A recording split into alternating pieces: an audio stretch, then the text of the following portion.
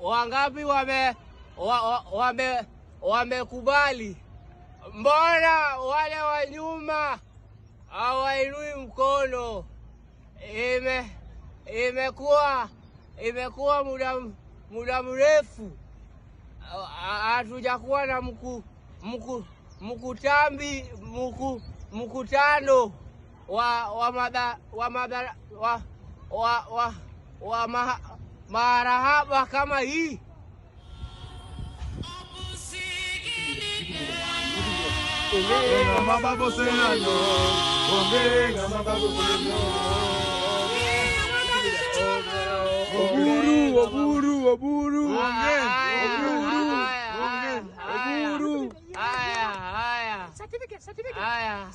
Haya, mimi nitatoa shilingi bilioni 5 kwa wale nyumba zao zilichomeka. Youth leader.